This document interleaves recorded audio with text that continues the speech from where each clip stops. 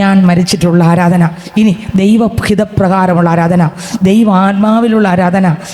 എൻ്റെ ദൈവം പ്രസാദിക്കുന്ന ഒരു ആരാധന ആത്മാവിലുള്ള ആരാധനയേ ഉള്ളൂ. ആത്മാവിലുള്ള ആരാധന വെളിപ്പെടണമെങ്കിൽ ഞാനും എന്നിലുള്ളത് മരിക്കണം.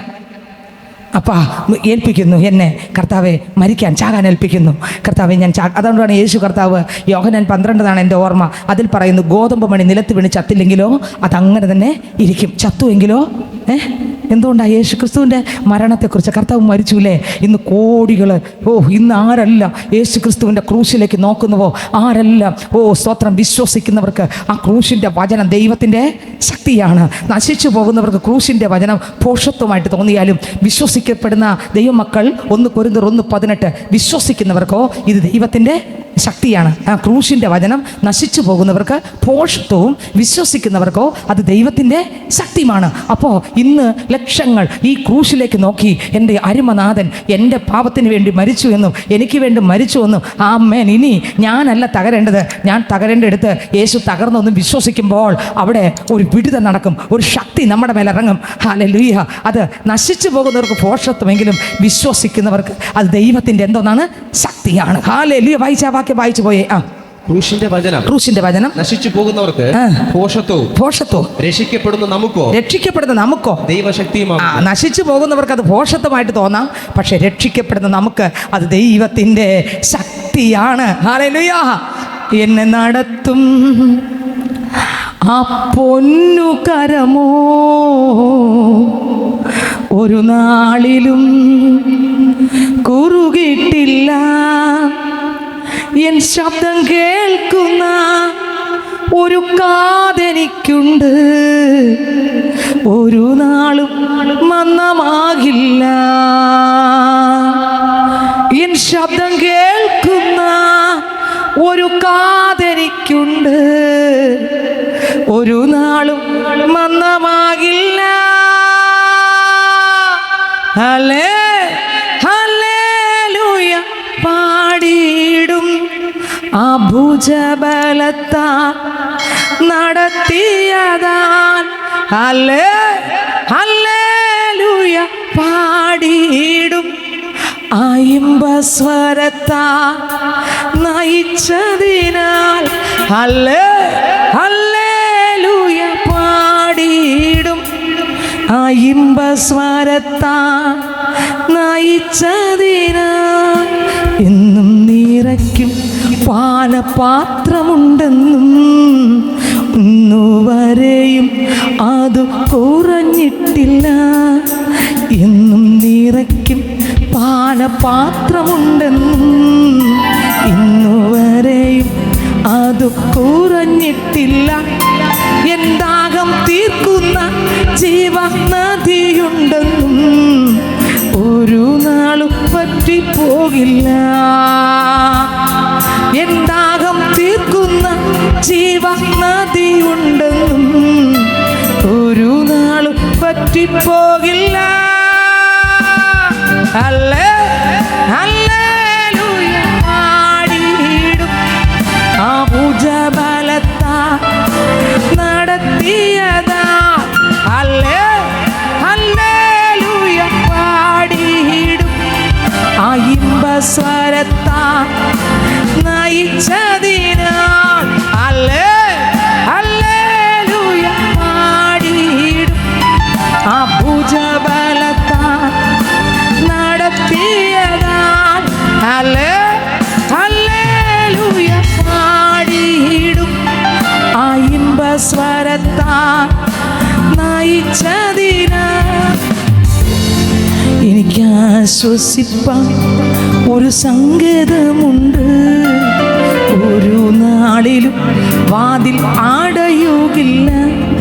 എനിക്ക് ആശ്വസിപ്പാൻ ഒരു സങ്കേതമുണ്ട്, ഒരു നാളിലും വാതിൽ അടയുകില്ല. എൻ തല ചായ്പാൻ ഒരു മാർവിടമുണ്ട്, ചൂട് നൽകും യേശുവിൻ മാർവ്. എൻ തല ചായ്പാൻ ഒരു മാർവിടമുണ്ട്, ചൂട് നൽകും യേശുവിൻ മാർവ്. ഹല്ലേലൂയ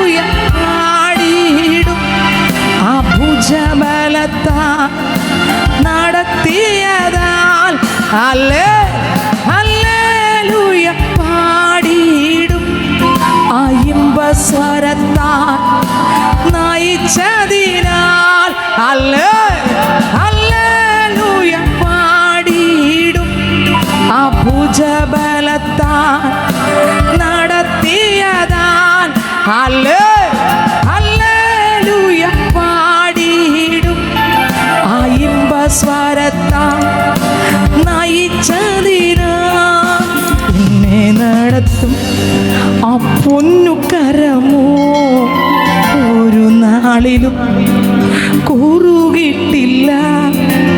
എന്നെ നടത്തും പൊന്നുകരമോ ഒരു നാളിലും കുറുകിട്ടില്ല. എൻ ശബ്ദം കേൾക്കുന്ന ഒരു കാതെനിക്കുണ്ട്, ഒരു നാളും മന്ദമാകില്ല. ശബ്ദം കേൾക്കുന്ന ഒരു കാതെനിക്കുണ്ട്, ഒരു നാളും മന്ദമാകില്ല. ഹല്ലേലൂയ പാടിയിടും ഭുജബലത്താൽ നടത്തിയതാൽ ഹല്ലേലൂയ പാടിയിടും സ്വരത്താൽ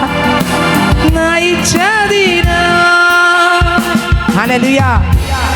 കർത്താവിൻ്റെ ആ മാറിൽ ചാരി ഇന്ന് ഈ വചനം കേട്ടുകൊണ്ടിരിക്കുമ്പോൾ മാറിൽ ചാരി ക്രിസ്തുവിൽ ചേർന്നിരുന്ന് സന്തോഷിച്ചിട്ട് വേണം പോകാൻ. ദുഃഖങ്ങളെല്ലാം വലിച്ചെറിഞ്ഞ്, സങ്കടങ്ങളെല്ലാം വലിച്ചെറിഞ്ഞ് നമ്മൾ ഈ ശോധനയ്ക്കകത്തൂടെയൊക്കെ വിടുമ്പോൾ ദൈവത്തിനൊരു വലിയൊരു പദ്ധതി ഉണ്ട്. പേടിക്കണ്ട. ഈ ദുഷ്ടൻ്റെ കെണികളെല്ലാം പൊട്ടിച്ചിട്ട് ഇന്ന് പോകാവൂ. ദൈവത്തിൻ്റെ പദ്ധതികളെല്ലാം നമ്മളിലൂടെ നിറവേറ്റും, സംശയിക്കരുത്. പിന്നെയോ കുറവുകളെ ഉണർന്ന് ഓരോ സെക്കൻഡും ദൈവം പ്രസാദിക്കുന്ന ഒരു ജീവൻ കർത്താവിൻ്റെ ജീവനിൽ നിറഞ്ഞ് ക്രിസ്തു ആഗ്രഹിക്കുന്ന ഒരു ജീവിതം എന്നിലൂടെ ഈ ഭൂമിയിൽ വരണം. സ്തോത്രം. പ്രാർത്ഥിക്കുമ്പോൾ ദൈവം ആഗ്രഹിക്കുന്ന ഒരു പ്രാർത്ഥന, ദൈവം പ്രസാദിക്കണമെങ്കിൽ ഒന്ന് സ്തോത്രം, ഞാൻ ക്ഷമിക്കേണ്ടവനോട് ഉടയേണ്ടും വണ്ണം ഉടഞ്ഞ് മാപ്പ് പറഞ്ഞ് ദൈവത്തോട് നിരപ്പ് പ്രാപിച്ച് മനുഷ്യനോട് നിരപ്പ് പ്രാപിച്ചിട്ട് മാത്രമേ യേശുവിൻ്റെ പാദപീഠത്തിൻ്റെ മുൻപിൽ മുട്ടുമടക്കാവൂ. ഇല്ല എങ്കിൽ ഈ പ്രാർത്ഥനയിൽ ദൈവം പ്രസാദിക്കത്തില്ല. അതുകൊണ്ടാണ് പ്രിയമുള്ളവരെ, ഞാൻ നിങ്ങളെ ദൈവത്തിൻ്റെ മനസ്സലിവ് ഓർപ്പിച്ച്, റോമർ 12:1 മനസ്സലിവ് ഓർപ്പിച്ച് നിങ്ങളോട് പ്രബോധിപ്പിക്കുന്നത് എന്തെന്നാൽ നിങ്ങൾ ബുദ്ധിയുള്ള ആരാധനയായി. എങ്ങനെയുള്ള ആരാധന? ബുദ്ധി വേണം. എന്തോന്ന് ബുദ്ധി? ക്രിസ്തുവിലുള്ള ബുദ്ധി, പരിശുദ്ധാത്മാവിലുള്ള ബുദ്ധി. അതേത് ബുദ്ധി? ദൈവം പ്രസാദിക്കുന്ന ആരാധനയിലൂടെ വെളിപ്പെടുന്നത് എന്തോ ഞാൻ ചെയ്തത് പറഞ്ഞ് ആരാധിക്കുമ്പോഴല്ല, പിന്നെയോ എൻ്റെ കുറവുകളെ ഉണർന്ന് മുട്ടുമടക്കി, അപ്പാ ഇതെനിക്കിനി വേണ്ട, എനിക്ക് രക്ഷപ്പെടണം, അതിനകത്തുനിന്ന് എനിക്ക് രക്ഷപ്പെടണം എന്നൊരു പൈതൽ പറയുമ്പോൾ എന്തു ചെയ്യും? അവിടെ ഭയങ്കര ഒരു ദൈവ സാന്നിധ്യം ഇറങ്ങും. കാരണം ദൈവത്തിൻ്റെ ആഗ്രഹം നമ്മുടെ ശുദ്ധീകരണമാണ്. ദൈവത്തിൻ്റെ ഇഷ്ടം നമ്മൾ ആരെപ്പോലെ, യേശുവിനെ പോലെ ആകണമെന്നാണ്. അങ്ങനെ ആഗ്രഹിക്കുന്ന ഒരു പൈതലിന് മാത്രമേ ഇങ്ങനൊരു പ്രാർത്ഥന. അപ്പോൾ അങ്ങനെ ഇരിക്കുമ്പോൾ നമ്മുടെ ജീവിതത്തിനകത്ത് ചിലപ്പോൾ പാവങ്ങളൊക്കെ ഇങ്ങനെ വരുമ്പോൾ എന്നെ സംബന്ധിച്ച് വചനപ്രകാരം സത്യസന്ധമായി ഞാൻ പറഞ്ഞാൽ, കടുകിനകത്ത് ഒളിച്ചിരുന്നല്ല ജയിക്കേണ്ടത്, പ്രശ്നത്തിൻ്റെ നടുവിൽ ഇറങ്ങി നിന്നാണ് ജയിക്കേണ്ടത്. പക്ഷെ ചില അന്തരീക്ഷത്തിൽ ഞാൻ നിങ്ങളോട് പറയട്ടെ, ആരും നെഗറ്റീവായിട്ട് എടുത്തു കളയട്ടെ. ഇത് വചനത്തിൽ എനിക്ക് തെളിവുണ്ടെന്നിട്ട് പഴയ നിയമത്തിലുണ്ട്, പക്ഷെ പുതിയ നിയമത്തിൽ അതല്ല. എങ്കിലും ഞാൻ പറഞ്ഞു തരാം. സ്തോത്രം. ദുഷ്ടന്മാരുടെ ആലോചന പ്രകാരം നടക്കരുത്, പാവികളുടെ വഴിയിൽ നിൽക്കരുത്, പരിഹാസികളുടെ ഇരിപ്പിടത്തിൽ ഇരിക്കരുത്. നടക്കരുത്, ഇരിക്കരുത്, നിൽക്കരുത്. പിന്നെ എന്ത് ചെയ്യണം? പറ. ഓടണം. മൊബൈലിലൂടെയാണ് പാവം വരുന്നെങ്കിൽ മൊബൈലിന് അവിടെ ഇട്ടിട്ട് ഓടണം. ഇനി വല്ലതും പോകുമ്പോൾ ചിലത് കാണുമ്പോഴാണ് പല കുഴപ്പങ്ങൾ വരുന്നതെങ്കിൽ അവിടെ വിട്ട് ഓടണം. ഇനി 10 ആൾ സത്യത്തിൽ പുതിയ നിമിതമല്ല ഞാൻ പറഞ്ഞു വരുന്നെങ്കിൽ ശ്രദ്ധിച്ചോളണം. എല്ലായിടത്തും നമ്മൾ ഓടിയ വട്ടെന്നേ പറയുള്ളൂ. ഒരു ശിശുവാണ് എപ്പോഴും ഓടിക്കൊണ്ടിരിക്കുന്നത്. ഒരു ശിശുവാണ്. ദൈവത്തിന് സ്തോത്രം. വളർച്ച പ്രാപിക്കുന്നവനെന്ന് പറഞ്ഞാൽ പ്രശ്നം കാണുമ്പോൾ ഓടുകയല്ല, പ്രശ്നത്തിൻ്റെ നടുവിൽ ജയിച്ച കർത്താവിൽ മറഞ്ഞിരിക്കും. കണ്ടോ? അതാണ് വളർച്ചയുള്ള പൈതൽ. തഴക്കത്തല്ല അഭ്യാസം തികഞ്ഞ ഇന്ദ്രിയമുള്ള എങ്ങനെ തഴക്കത്താൽ അഭ്യാസം തികഞ്ഞ് ഇന്ദ്രിയമുള്ള പൈതൽ കടുകിനകത്ത് ഒളിച്ചിരിക്കും, മുറുക്കിയൊക്കെ ഒളിച്ചിരിക്കും. അങ്ങനല്ല. പിന്നെയോ പ്രശ്നത്തിൻ്റെ നടുവിൽ കൂടെ പോകും, പക്ഷെ അവിടെ ഒളിച്ചിരിക്കുന്നല്ല. അവിടെ എല്ലാം ക്രിസ്തുവിൽ മറഞ്ഞിരുന്ന് ആ പാവത്തെ അമ്പയെ പരാജയപ്പെടുത്തി ആത്മാവിൻ്റെ ശക്തിയാൽ ജയിച്ചെന്ത് ചെയ്യും? പുറത്ത് വരും. അതിനൊരു ദാഹം, അതിനൊരു ആവേശം, അതിനൊരു കർത്താവ് എനിക്ക് പാപം ചെയ്യാതെ ജീവിക്കണം. ഇല്ല, അപ്പം ഇവിടെ ഞാൻ നിന്നാൽ അറിയാതെ പാപം സംസാരിച്ച് പോകും. അതുകൊണ്ട് ഞാൻ ഇവിടെ വിട്ട് അല്പം മാറുന്നു. അങ്ങനെ എപ്പോഴും മാറല്. പക്ഷെ എന്നാൽ ചില സമയത്ത് മാറേണ്ടി വരും. പറഞ്ഞു പോകല്ലേ, പറയാതെ എന്ത് ചെയ്യണം? പക്ഷെ പിന്നത്തെ ഇതിൽ വളർന്ന് എവിടെ നിൽക്കുമ്പോഴും ആ ഇരുട്ടിനെ കീഴടക്കുന്ന വെളിച്ചങ്ങളായി. നിങ്ങൾക്ക് എത്രയൊക്കെ മനസ്സിലായി? ആദ്യം നമ്മളെ കൊണ്ട് പറ്റത്തില്ല. പക്ഷേ വളരും തോറും ആ പാപശക്തികൾ നിൽക്കുന്ന ജനത്തെ കീഴടക്കത്തക്ക ആ വെളിച്ചം എൻ്റെ അകത്തും നിങ്ങളെ അകത്തും യേശുക്രിസ്തു ആകുന്ന വെളിച്ചം നിറഞ്ഞിട്ട് അവിടെ അങ്ങോട്ട് ചെല്ലുമ്പോൾ അവരിൽ വ്യാപരിക്കുന്ന ഇരുട്ട് തകരണം. നിങ്ങൾക്ക് എത്രയൊക്കെ വെളിപ്പെടുന്ന എനിക്ക് അറിഞ്ഞുകൂടാ. സത്യസന്ധമായ കാര്യങ്ങളാണ് ഞാൻ പറഞ്ഞു വരുന്നത്. പക്ഷേ ഒരു ശിശു ആയിരിക്കുന്നിടത്തോളം കാലം ആ ശിശു ഓടണം. ആ പാപത്തിൽ എന്ത് ചെയ്യണം? ശിശു ഓടിയേ പറ്റൂ. പക്ഷേ പക്വതയുള്ളവരോ കൃപ പ്രാപിച്ചവരോ ആത്മാവിൽ ജയജീവൻ നയിക്കുന്നവരോ അവിടെ ഓടുകയല്ല. അവരിലൂടെ ആ നിൽക്കുന്ന വ്യക്തി യേശുവിനെ കാണും. ആ വ്യക്തിയിലിരിക്കുന്ന ബന്ധനം അഴിയും. ആ വ്യക്തിയിരിക്കുന്ന പാപത്തിൻ്റെ മനുഷ്യൻ അഴിയും. ആ വ്യക്തിയുടെ കൂടെ നടക്കുമ്പോൾ സ്വത്രം ജീവിതത്തിനകത്ത് ഒരു മാറ്റം വരും. ഞാൻ പറയാം, അവിടെയാണ് വളർച്ചയുള്ള പൈതലിന് ഓടേണ്ട കാര്യങ്ങൾ. വളർച്ചയുള്ള പൈതലിന് ഏത് ശബ്ദകുലാകരത്തിൻ്റെ നടുവിലും യേശുവിൻ്റെ ശബ്ദം കേൾക്കാൻ പറ്റും, പ്രാർത്ഥിക്കാൻ പറ്റും. ചിലർക്ക് ശബ്ദം കേട്ട് പ്രാർത്ഥിക്കാൻ പറ്റൂല. അയ്യോ, എനിക്ക് ശ്രദ്ധിക്കാൻ പറ്റുന്നില്ല. കുഞ്ഞുങ്ങളാണ് അങ്ങനെ, എനിക്ക് ശബ്ദം കേട്ടാൽ ശ്രദ്ധിക്കാൻ പറ്റുന്നില്ല എന്ന് പറയൂലേ. പക്ഷേ ചെറിയ കുഞ്ഞുങ്ങളാണ്. പക്ഷേ ഏത് ശബ്ദ കോലാഹലത്തിന് നടുവിലും ക്രിസ്തുവിൽ ആ പരിജ്ഞാനത്തിലേക്ക് നിറഞ്ഞുകൊണ്ടിരിക്കുന്ന പൈതലിന് ശബ്ദ കോലാഹലം വിഷയമല്ല. അതിൻ്റെ നടുവിൽ യേശുവിൻ്റെ ശബ്ദം കേട്ട പൈതൽ വളരും. വ്യത്യാസം കണ്ടോ നിങ്ങൾക്ക്? ഞാൻ പറഞ്ഞ വ്യത്യാസം മനസ്സിലായോ? ഒരു കുഞ്ഞിനാണെങ്കിൽ ആ ശബ്ദം അത്രത്തോളം കേൾക്കാൻ പറ്റുന്നില്ല. ആ കുഞ്ഞ് പറയും, എനിക്ക് പ്രാർത്ഥിക്കാൻ പറ്റുന്നില്ല, എനിക്ക് പ്രാർത്ഥിക്കാതിരിക്കുമ്പോൾ അപശബ്ദങ്ങൾ എൻ്റെ പുറത്ത് വരുന്നു, എന്നെ കൊണ്ട് പറ്റുന്നില്ലെന്ന് പറയും. പക്ഷേ ക്രിസ്തുവിൽ വളർന്നുകൊണ്ടിരിക്കുന്ന പൈതലിന് ഈ ഒരു ചുറ്റും അപശബ്ദം ഇരിക്കുമ്പോഴും അതിൻ്റെ നടുവിലും പ്രാണപ്രിയനെ കാണും. Oh Jesus! പ്രാണപ്രിയൻ തൻ്റെ ചങ്കിലെ ചോരയാൽ എന്നെയും വീണ്ടെടുത്തു. തെളിവ് പറഞ്ഞുതരാം. തെളിവ്. വളർച്ച പ്രാപിക്കുന്ന പൈതൽ ശബ്ദ കോലാഹലങ്ങളുടെ നടുവിലും പ്രശ്നത്തിൻ്റെ നടുവിലും പ്രാണപ്രിയൻ്റെ ശബ്ദവും കേൾക്കും, ആ സാന്നിധ്യം അറിയുമെന്ന് പറയാൻ തെളിവ് ഞാൻ തരാം. ഗെത്സമന തോട്ടത്തിൽ യേശുക്രിസ്തു മരണത്തോടടുക്കുകയാണ്. ശ്രദ്ധിക്കുന്നുണ്ടോ? വചനം നമ്മുടെ അകത്തിറങ്ങണം. യേശുക്രിസ്തു ഗെത്സമന തോട്ടത്തിൽ മരണത്തോടടുക്കുകയാണ്. ആരുടെ മരണത്തിന് വേണ്ടി? യേശു പാപം ചെയ്തില്ല. മാനവരാശിയുടെ മരണത്തിന്, മാനവരാശിക്ക് വേണ്ടി, സകല ജനത്തിൻ്റെ പാപത്തിന് വേണ്ടി യേശു മരിക്കുവാൻ ഇതാ ഗെത്സമനയിൽ പ്രാർത്ഥിച്ചുകൊണ്ടിരിക്കുമ്പോൾ യേശുക്രിസ്തു മരണത്തോടടുക്കുകയാണ്. മരിക്കാറായി, ഇതാ അറസ്റ്റ് ചെയ്യാറായി, പിടിച്ചുകൊണ്ട് പോകാറായി. അവിടെയും അപ്പം കഴിയുമെങ്കിൽ ഈ പാനപാത്രം എങ്കിൽ നിന്ന് നീക്കണമേ എന്ന് യേശുക്രിസ്തുവോടെ പ്രാർത്ഥിച്ചെങ്കിലും തൊട്ടടുത്ത വരി, ഈ പ്രശ്നമാകുന്ന ശബ്ദ കോലാഹലങ്ങളുടെ നടുവിൽ ഈ ലക്ഷോപലക്ഷം ജനങ്ങളുടെ ജനത്തിന് വേണ്ടി പാപം ചെയ്യാത്ത യേശു മരിക്കുമ്പോൾ, ആ മരിക്കാൻ ഒരാൾ നിൽക്കുമ്പോൾ സന്തോഷമാണോ ദുഃഖമാണോ? പറ. ഒരു പ്രശ്നമില്ലാത്തതിൻ്റെ നടുവിൽ ടക്കന മരിക്കുന്നു എന്ന് അറിഞ്ഞുകൊണ്ട് അവിടെ നിൽക്കുമ്പോൾ പിതാവിനെ കാണാൻ പറ്റുമോ? പക്ഷെ യേശു ആരെ കണ്ടു? ഏറ്റവും വലുതാണ് ഈ മരണം. പക്ഷെ അവിടെ യേശുവിനെ ആരെ കാണാൻ പറ്റി? പിതാവേ, എൻ്റെ ഇഷ്ടമല്ല, നിൻ്റെ ഇഷ്ടം തന്നെ. ആരെ കണ്ടു? പ്രശ്നത്തിനകത്ത് ഇത്രയും വലിയ പ്രശ്നമാണ്. പക്ഷെ ഇതാരെ കണ്ടു? യേശുവിനെ കണ്ടു. ഞാൻ നേരത്തെ പറഞ്ഞു വന്ന വരി എന്തോന്നാ?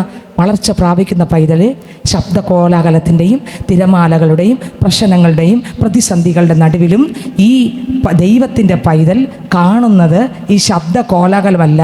ആ വളർച്ച പ്രാപിച്ചുകൊണ്ടിരിക്കുന്ന പൈതൽ ഇതിൻ്റെ നടുവിൽ സ്വത്രം മുകളിൽ നിൽക്കുന്ന യേശുവിനെയാണ്. നിങ്ങൾക്ക് മനസ്സിലായോ? അവരുടെ പ്രശ്നം അവർക്ക് വിഷയമല്ല, പ്രതിസന്ധി അവർക്ക് വിഷയമല്ല, ഭാരമല്ല വിഷയം. മുകളിൽ നിൽക്കുന്ന യേശുവിനെ വളർച്ചയുള്ള പൈതൽ എന്ത് ചെയ്യും? കാണും. പക്ഷെ കുഞ്ഞാണെങ്കിലോ പ്രശ്നം എനിക്ക് ശ്രദ്ധിക്കാൻ പറ്റുന്നില്ല, എനിക്ക് ഒറ്റപ്പാട്, എനിക്ക് എന്തോ ഒരു മന്ദത, എന്നെ കൊണ്ട് പറ്റുന്നില്ല എന്ന് പറഞ്ഞ് ഒരു ശിശു പതറുമ്പോൾ ജ്ഞാനം പ്രാപിച്ച പൈതൽ പ്രശ്ന കോലാഹലത്തിൻ്റെ നടുവിൽ എന്ത് ചെയ്യും? യേശുവിനെ കാണും. നിങ്ങൾക്ക് മനസ്സിലായോ? ഞാനിത് എന്തിനാണ് നിർത്തി പറഞ്ഞെന്ന് പറഞ്ഞാൽ, ഞാനും നിങ്ങളിത് കാണണം. എങ്കിൽ മാത്രമേ എല്ലായിടത്തും ഒരു ജയജീവൻ നയിക്കാൻ പറ്റൂ. ഇല്ലെങ്കിൽ നമ്മൾ പൊട്ടി തകർന്ന് ദൈവത്തെ എന്ത് ചെയ്യും? തള്ളി പറയും. അപ്പോൾ ബുദ്ധിയുള്ള ആരാധനയായി അടുത്ത വരി, നിങ്ങളുടെ ശരീരങ്ങളെ, എൻ്റെ ദൈവം പ്രസാദിക്കുന്ന ആരാധനയാണ് ബുദ്ധിയുള്ള ആരാധന. നിങ്ങളുടെ ശരീരങ്ങളെ ജീവനും വിശുദ്ധി, 1 ജീവൻ, 2 വിശുദ്ധി, ദൈവത്തിന് പ്രസാദമുള്ള, നോക്കിയേ 3 ദൈവത്തിന് പ്രസാദമുള്ള യാഗമായി സമർപ്പിപ്പിൻ. 1 ജീവൻ വരാൻ ഒരു യാഗം ആക്കണം. 2 വിശുദ്ധിക്കായി യാഗമാക്കണം. 3 ദൈവത്തിന് പ്രസാദം വരാൻ. സ്തോത്രം. 3 യാഗം. 1 അപ്പൻ്റെ ജീവൻ എപ്പോഴും നിറഞ്ഞൊഴുകാൻ വേണ്ടി ഒരു യാഗം. അത് എന്നെ തന്നെ കൊന്നുള്ള യാഗം.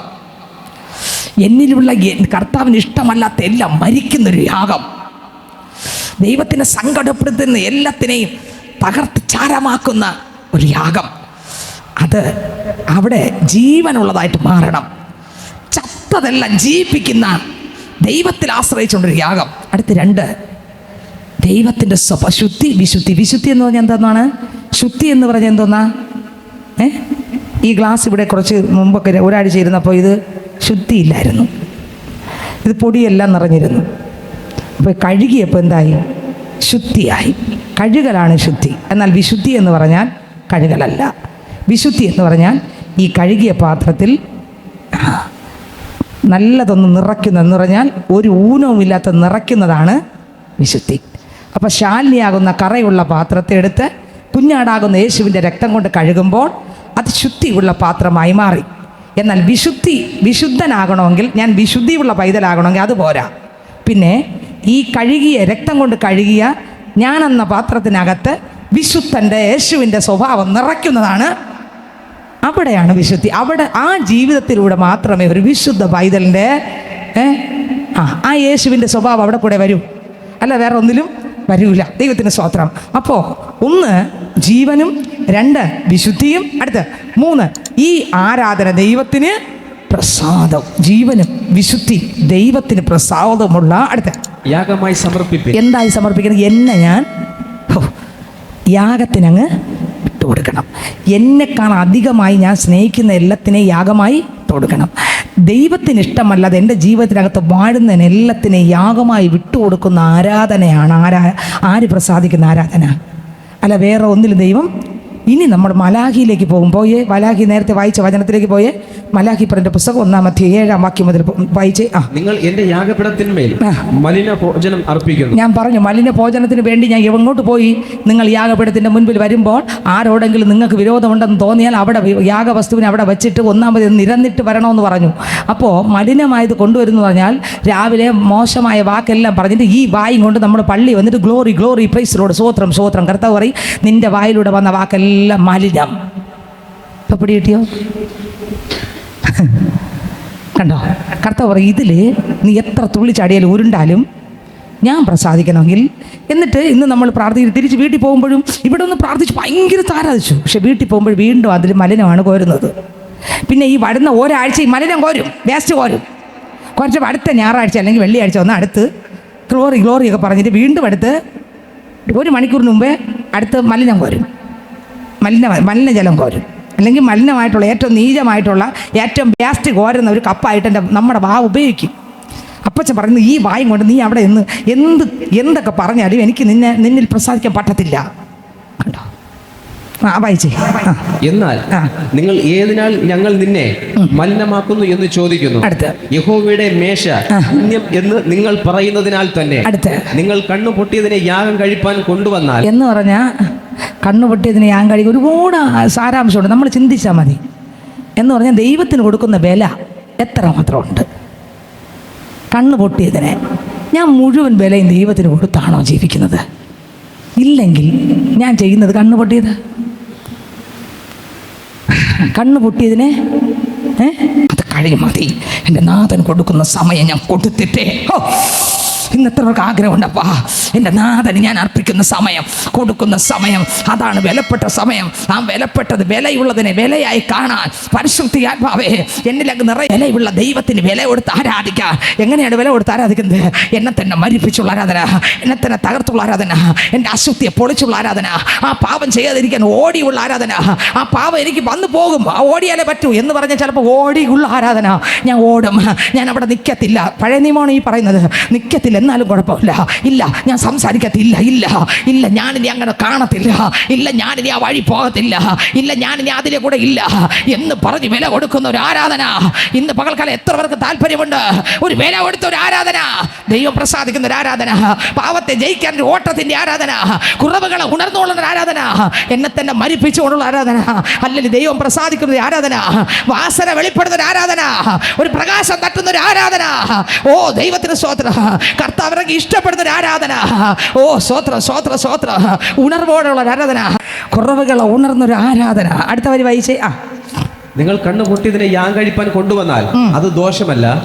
നിങ്ങൾ മുടന്തും ദീനമുള്ളതിനെ അർപ്പിച്ചാൽ അതും ദോഷമല്ല. അതിനെ നിന്റെ ദേശാധിപതിക്ക് കാഴ്ച വയ്ക്കുക. ഇന്ന് പള്ളിയിൽ നമ്മൾ വന്നിരുന്ന് ഉറങ്ങും, മൊത്തം ഉറങ്ങും. നമ്മൾ അപ്പോഴപ്പോഴ സമയം നോക്കും, എത്തും.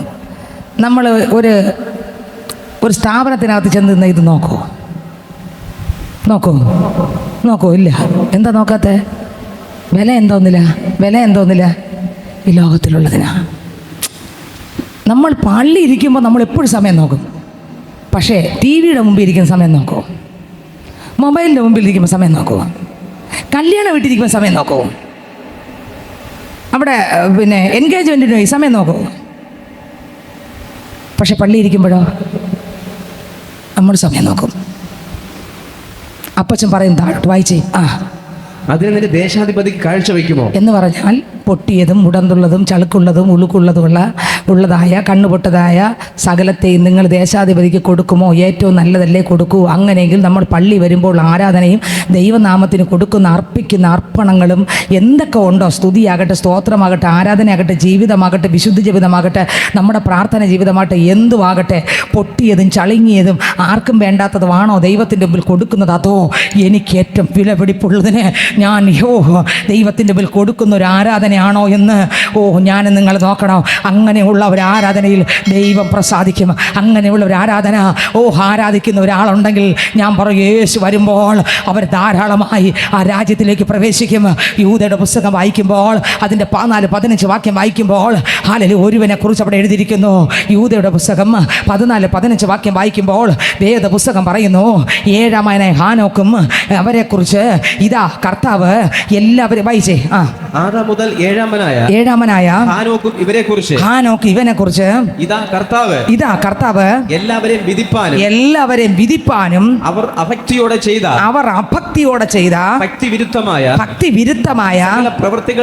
സകല പ്രവൃത്തികൾ നിമിത്തം ഭക്തികെട്ട പാപികൾ തന്റെ നേരെ പറഞ്ഞ സകല നിഷ്ഠൂരങ്ങളും നിമിത്തവും ഭക്തികെട്ടവരൊക്കെയും ബോധം വരുത്തുവാനും ആയിരം വിശുദ്ധന്മാരോട് കൂടെ വന്നിരിക്കുന്നു. ഇത് ഒരു പ്രവാചകൻ പ്രവചിച്ചതാണ്. ഏത് പ്രവാചകൻ? ഭക്തികേട് കടന്ന ജനത്തിന്റെ നടുവിൽ വിശുദ്ധിയോടെ ജീവിച്ചൊരു പ്രവാചകൻ.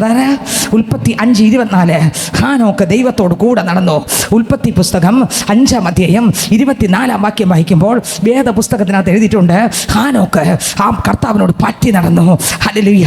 ഭക്തി ഇല്ലാത്ത ജനത്തിന്റെ നടുവിൽ ആ കാലഘട്ടത്തിൽ, ഹാനോക്കിന്റെ കാലഘട്ടത്തിൽ ഭക്തി വിരുദ്ധമായി ഒരു ചുറ്റുമുള്ള ജനം ഭക്തി വിരുദ്ധമായി പാപം മ്ലേച്ഛതകൾ ജീവിച്ച കാലഘട്ടത്തിൽ, മ്ലേച്ഛതയ്ക്കകത്ത് സകല ജനങ്ങളും വീട് കിടന്ന കാലഘട്ടത്തിൽ, ആ കാലഘട്ടത്തിനകത്ത് ഒരു പൈതൽ അപ്പൻ്റെ മാർബിൽ പറ്റിക്കിടന്ന് ജീവിച്ചതരാ ഹാനോക്ക്. സ്തോത്രം. ആയിരങ്ങൾ 10,000 സ്തോത്രം ചെളിയിലും ചേറിലും വീണ് അശുദ്ധിയിൽ നിന്ന് അശുദ്ധിയിലേക്ക് വീണുകൊണ്ടിരുന്നപ്പോൾ അവിടെയും അശുദ്ധിയിലേക്ക് വീഴാതെ ആ പ്രകാശത്തിലേക്ക്, യേശു ദൈവമാകുന്ന കർത്താവിൻ്റെ പ്രകാശത്തിലേക്ക് പറ്റി നടന്ന ഒരുത്തൻ ഒരുത്തനുണ്ട്, അതാണ് ഹാനോക്ക്. ആ ഹാനോക്ക് ദൈവത്തെ പ്രസാദിപ്പിച്ചവൻ. അതിൽ 5:24 പറയുന്നു ഹാനോക്ക് ദൈവത്തോട് കൂടെ നടന്നു. എബ്രായർ 11:5 ലാസ്റ്റിൽ പറയുന്നു ദൈവത്തെ പ്രസാദിപ്പിച്ചവൻ. ഉൽപ്പത്തി പുസ്തകം 5:24 പറയുന്നു ഹാനോക്ക് ദൈവത്തോട് കൂടെ നടന്നു. എബ്രായർ 11:5 പറയുന്നു, അവസാന ഭാഗം പറയുന്നു ദൈവത്തെ ഹാനോക്ക് പ്രസാദിപ്പിച്ചു. ഉൽപ്പത്തി പുസ്തകം 23 വാക്യത്തിൽ പറയുന്നു 365 വയസ്സ് അയാൾ ജീവിച്ചിരുന്നു. സ്വത്ര അന്നത്തെ കാലത്ത് വയസ്സ് കുറവാണ്, എന്നാൽ പോലും 365 വയസ്സ് വരെ ജീവിച്ചിരുന്നു. യൂദയുടെ പുസ്തകം 15 വാക്യത്തിൽ പറയുന്നു ഭക്തി കെട്ടവരുടെ നടപ്പിൽ അവരുടെ ആ നടപ്പിൻ്റെ നടുവിൽ ജീവിതം കൊണ്ട് തെളിയിച്ച ഒരു ഹാനോക്ക്, ജീവിതം കൊണ്ട് എൻ്റെ ദൈവത്തെ വെളിപ്പെടുത്തിയ ഒരു ഹാനോക്ക് യേശുവിൻ്റെ വരവിനെ കണ്ടു. ഇന്ന് പകൽക്കാലം ഞാൻ പറയട്ടെ, ഇതിനകത്തിരിക്കുന്ന പൈതലേ, ഞാനും നിങ്ങൾ ഓരോ സെക്കൻഡും ആത്മാവിൽ നിറഞ്ഞ് വചനത്താൽ നിറഞ്ഞ് പാപത്തെ ജയിച്ച് തൂട്ടനെ ജയിച്ച് ഈ 2025 ഞാൻ വിളിച്ചു പറയട്ടെ, ഈ അന്ത്യ നാഴികയിൽ യേശുപ്പനെ കണ്ട് യേശുപ്പന്റെ ശബ്ദം കേട്ട് ഈ കാലഘട്ടത്തിന് വേണ്ടുന്ന ഒരു ശബ്ദമായി മുഴങ്ങാൻ.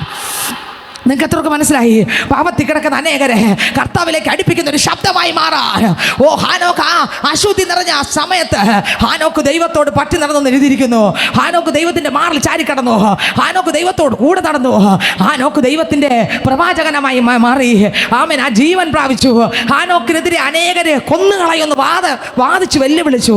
നിന്നെ കൊന്നുകളയും, നിന്നെ തകർത്ത് കളയും, നിന്നെ ഇല്ലാതാക്കുവിടാ. ഹാനോക്കിനെതിരെ വാദിച്ചു. ഞാൻ പലതവണ ഇവിടെ വചനം പറഞ്ഞിട്ടുണ്ട്. ആ വചനം അതുകൊണ്ട് ഞാൻ എടുക്കുന്നില്ല. ഹല്ലേലൂയ. തകർത്ത് കളയെന്ന് വാദിച്ചു. എന്നാൽ മരണത്തിന്റെ മണം പോലും അടിക്കാതെ അപ്പനോടൊപ്പം കയറിപ്പോയവനാണ് ഹാനോക്ക്.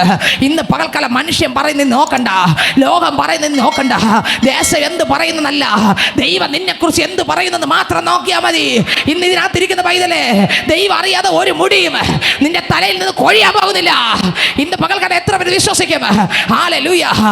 പ്രാർത്ഥിക്കുന്ന പൈതലേ, വിട്ടുകൊടുക്കുന്ന പൈതലേ, ദൈവത്തിന്റെ മനസ്സിനെ ഓർപ്പിച്ച് പ്രബോധിപ്പിക്കുന്ന പ്രബോധനം കേട്ട് ബുദ്ധിയുള്ള ആരാധനയ്ക്കായി ജീവനും വിശുദ്ധിയും ദൈവത്തിന് പ്രസാദമുള്ള യാഗമായി അപ്പന്റെ മഹത്വത്തിനായി എഴുന്നേറ്റ് നിൽക്കുന്ന ആരാധിക്കുന്ന ദൈവത്തിന്റെ ഹിതപ്രകാരം വീട് കിടക്കുന്ന പൈതലേ, നീ പേടിക്കണ്ട. ഈ തലമുറകളിൽ ഞാൻ പറയാം, അശുദ്ധിയുടെ നടുവിൽ നമുക്ക് നോക്കുമ്പോൾ അറിയാം. ഇന്ന് എല്ലാവരും നിങ്ങൾ എല്ലാവരും നോക്കിയേ, ലോകം മുഴുവൻ നിങ്ങൾ തെക്കോട്ടും വടക്കോട്ടും കിഴക്കോട്ടും പടിഞ്ഞാറോട്ടും എല്ലാം ചുറ്റും എല്ലാവരും നോക്കിയേ. ഹല്ലേലൂയ. വല്ലാത്തൊരു കാലം. കഴിഞ്ഞ വർഷം BBS പാടിയ ഒരു വരി എനിക്ക് എപ്പോഴും ഓർമ്മ വരും. വല്ലാത്ത കാലമാ ഇനി നേരെ ചൊവ്വേ പൊക്കോണെ. കുഞ്ഞുണ്ടായിരുന്നേ കുഞ്ഞ് ഡാൻസ് കളിച്ചേനെ. വല്ലാത്ത കാലമാ നേരെ ചൊവ്വേ സത്യമാണ്. കഴിഞ്ഞ വർഷം ആ പാട്ടിൻ്റെ ഒരു വരിയാണിത്, BBSൻ്റെ പാട്ടിൻ്റെ. ഞാൻ എപ്പോഴും ചിന്തിക്കും, ഇന്നത്തെ ഈ ഓരോ പ്രശ്നം ഇങ്ങനെ എനിക്ക് അറിഞ്ഞുകൂടാ. ഇന്ന് വരാൻ കേട്ടിട്ടില്ലാത്ത അറിയാത്ത കാര്യങ്ങളാണ് ഇന്ന് ഈ ലോകത്ത് നടന്നുകൊണ്ടിരിക്കുന്നത്. ഇതിൻ്റെയൊക്കെ അർത്ഥം ഇതാ. ഈ ഹാനോക്ക് വിളിച്ചു പറഞ്ഞു, യേശു ഇതാ വരാറായി, യേശുവിൻ്റെ വരവടുത്തു. അതാണ് ഇതെല്ലാം വിളിച്ചു പറയുന്നത്.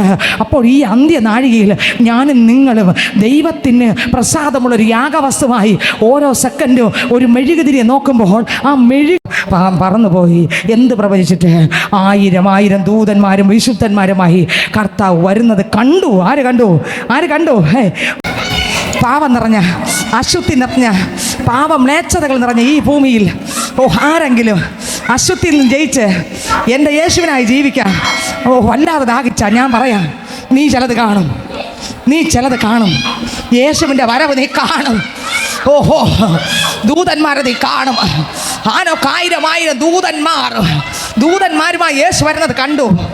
2 ജലപ്രളയം ഹാനോക്ക് കണ്ടു. വൈതലേ, എന്തോ കാരണം? ആ അശുദ്ധി നിറഞ്ഞ ദേശത്ത് അപ്പനോടുകൂടെ വിശുദ്ധിയോടെ ജീവിക്കാൻ പ്രാർത്ഥിച്ചു, ആരാധിച്ചു, ജീവിച്ചു. ചങ്കിൽ ചാരി കിടന്നു.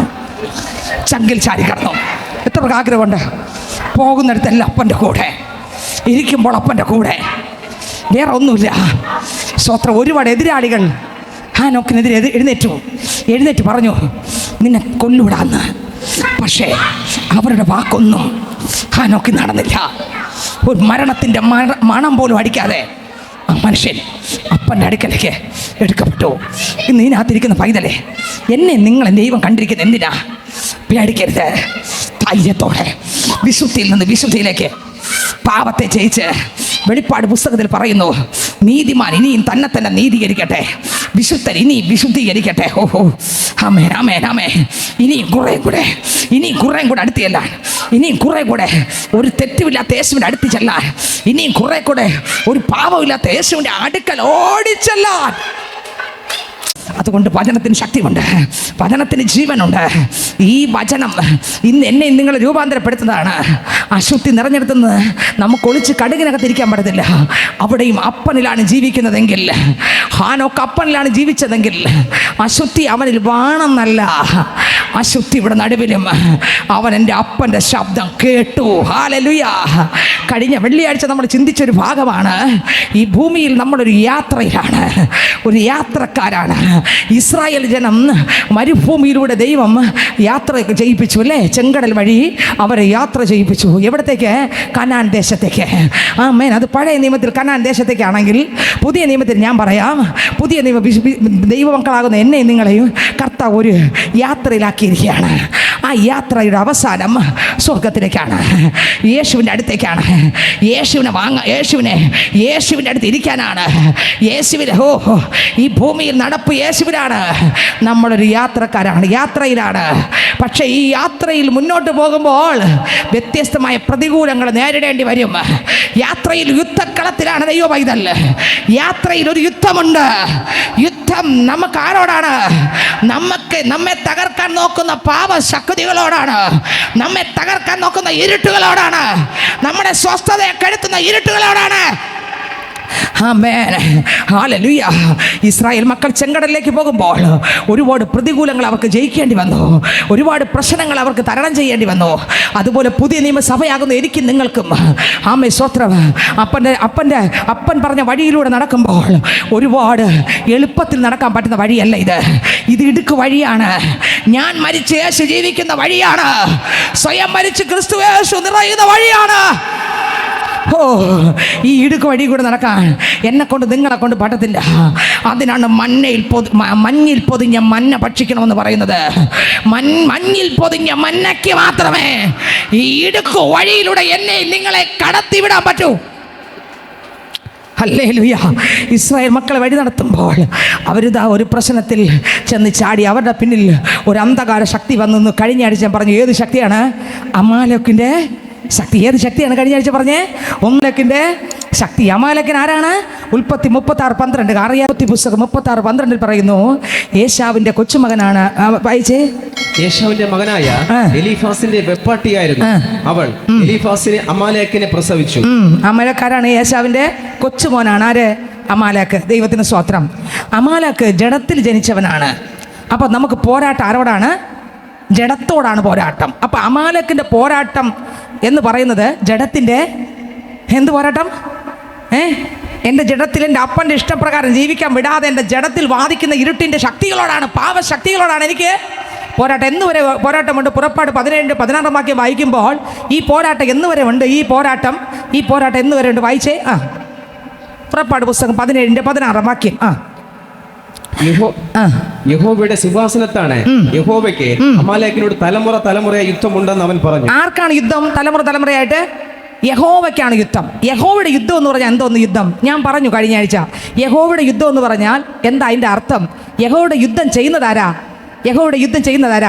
പറ, യഹോവയുടെ യുദ്ധം ചെയ്യുന്ന ആരാ? കഴിഞ്ഞ ആഴ്ച പ്രസംഗിച്ചു. നിങ്ങൾ യൂട്യൂബിൽ വരാത്തവർ അതും കേട്ടില്ലല്ലേ? യഹോവയുടെ യുദ്ധം എന്ന് പറഞ്ഞാൽ ആര് ചെയ്യണം? യഹോവയുടെ യുദ്ധം ചെയ്യുന്ന ആരാണ്? നമ്മളാണ് യുദ്ധം ചെയ്യേണ്ടത്. നാബാലിനെ ഞാൻ പറഞ്ഞു കഴിഞ്ഞ ആഴ്ച. നാബാലിൻ്റെ അടുക്കൽ ദാവീദൊരിക്കൽ സ്തോത്രം, അത് ഇടയ്ക്കെല്ലാം വിട്ട് ഞാൻ പറയുകയാണ്. ദാവീദൊരിക്കൽ നാബാലിൻ്റെ അടുക്കൽ താൻ ഒളിവിലായിരിക്കുമ്പോൾ പട്ടണത്തിന് വേണ്ടി തൻ്റെ ബാല്യക്കാരെ പറഞ്ഞു വിട്ടപ്പോൾ നാബാൽ അറിയാത്ത ഭാവം നടിച്ച് അവരെ വഴക്ക് പറഞ്ഞ് തിരിച്ചു വിട്ടു. ഇത് അറിഞ്ഞ ദാവീദ് ഒന്നിനെയും വെച്ചേക്കത്തില്ല എന്ന് പറഞ്ഞ് പുരുഷ സന്താനത്തെ മുഴുവൻ തകർക്കാൻ അവർ വരികയാണ്. വരുമ്പോൾ ഇതാ നാബാലിൻ്റെ വീട്ടിലോട്ട് വരുമ്പോൾ, നാബാലിനെ തകർക്കാൻ വരുമ്പോൾ അബീഗയിൽ നാബാലിൻ്റെ ഭാര്യയാണ്. അവൾ സ്വത്രം ഭക്ഷണ സാധനങ്ങളുമായി ഓടിച്ചെന്ന്, ആ വാക്യം എടുത്തെങ്കിൽ ഒന്ന് വായിക്കണം. ഓടിച്ചെന്ന് വണങ്ങിയിട്ട് പറയുന്നൊരു വാക്യമുണ്ട്, അങ്ങ് യഹോവയുടെ യുദ്ധമല്ലയോ ചെയ്യുന്നത്? ദാവീദ് ചെയ്യുന്ന ഇവിടെ പറയുന്നു, യഹോവയ്ക്ക് ആരോട് യുദ്ധമുണ്ട്? അമാലേക്കിനോട് യുദ്ധമുണ്ട്. യഹോവയ്ക്ക് ആരോട് യുദ്ധമുണ്ട്? അമാലേക്കിനോട് യുദ്ധമുണ്ട്. യഹോവയ്ക്ക് അമാലേക്കിനോട് യുദ്ധമുണ്ടെന്ന് പറഞ്ഞാൽ ആ യുദ്ധം എന്ത് യുദ്ധം? അത് ആ യുദ്ധം ആരാണ് ചെയ്യുന്നത്? ഞാനും നിങ്ങളുമാണ് ചെയ്യുന്നത്. ആ യുദ്ധം വായിച്ചേ. എടുത്തവർ വായിച്ചേ. ആ യുദ്ധം വായിച്ചേ. സ്തോത്രം. വായിച്ചേ. യഹോവയ്ക്ക് യുദ്ധമുണ്ട് എന്ന് പറഞ്ഞ വചനം വായിച്ചേ. 1 ശമൂവേൽ 25-ാം അധ്യായം 10 മുതലുള്ള വാക്യങ്ങളാണ് ആ വാക്യം. ആരെങ്കിലും എടുത്തവരൊന്ന് വായിച്ചേ. നാബാൽ ദാവീദിന്റെ ഭൃത്യന്മാരോട്, ദാവീദാർ ഇഷയുടെ മകനാർ യജമാനന്മാരെ വിട്ടു പൊയ്ക്കളയുന്ന ദാസന്മാർ ഇക്കാലത്ത് വളരെ ഉണ്ട്. ഞാൻ എന്റെ അപ്പവും വെള്ളവും എന്റെ ആടുകളെ രോമം കത്രിക്കുന്നവർക്കായി ഒരുക്കിയ മാംസവും എടുത്ത് എവിടുത്തുകാർ എന്ന് അറിയാത്തവർ കൊടുക്കുമോ എന്ന് ഉത്തരം പറഞ്ഞു.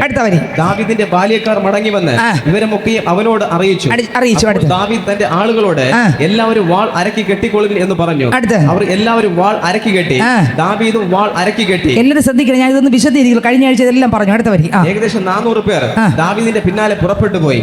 200 പേർ സാമാനങ്ങളുടെ അടുക്കൽ പാർത്തു. അടുത്ത എത്ര പേര് പോയി? 200 പേർ പോയി. 200 പേർ അവിടെ പാർത്തു. ഞങ്ങൾ വരുന്നില്ലെന്ന് പറഞ്ഞു. കുഴപ്പമില്ല, 200 പേരെ കൊണ്ടുപോയി. അടുത്ത് എന്നാൽ ബാല്യക്കാരിൽ ഒരുത്തൻ നാബാലിന്റെ ഭാര്യയായ അബീഗയിലിനോട് പറഞ്ഞത് എന്തെന്നാൽ, ദാവീദ് നമ്മുടെ യജമാനനെ വന്ദനം ചൊല്ലുവാൻ മരുഭൂമിയിൽ ദൂതന്മാരെ അയച്ചു. അവനോ അവരെ ശകാരിച്ച് അയച്ചു. എന്നാൽ പുരുഷന്മാർ ഞങ്ങൾക്ക് ഏറ്റവും ഉപകാരമുള്ളവരായിരുന്നു. ഞങ്ങൾ വയലിൽ അവരുമായി സഹവാസം ചെയ്തിരുന്ന കാലത്ത് ഒരിക്കലും അവർ ഞങ്ങളെ ഉപദ്രവിച്ചില്ല. ഞങ്ങൾക്ക് ഒന്നും കാണാതെ പോയതുമില്ല. ഞങ്ങൾ ആടുകളുടെ മേയിച്ചുകൊണ്ട് അവരോട് കൂടെ ആയിരുന്നപ്പോഴൊക്കെയും രാവും പകലും അവർ ഞങ്ങൾക്ക് ഒരു മതിലായിരുന്നു. ആകയാൽ ഇപ്പോൾ ചെയ്യേണ്ടത് എന്തെന്ന് ആലോചിച്ച് നോക്കണം. നമ്മുടെ യജമാനനും അവന്റെ സകല ഭവനത്തിനും ദോഷം നിർണയിച്ചു പോയിരിക്കുന്നു. എന്തിനാണ് ഇതൊന്നുകൂടെ വായിപ്പിക്കുന്നത് വെച്ചാൽ ആ വാക്യം മാത്രം വായിപ്പിക്കാമായിരുന്നു. ഞാൻ വായിപ്പിക്കുന്ന വെച്ചാൽ ഇത് അറിയാത്തവർക്കൊന്നും എന്ത് ചെയ്യണം?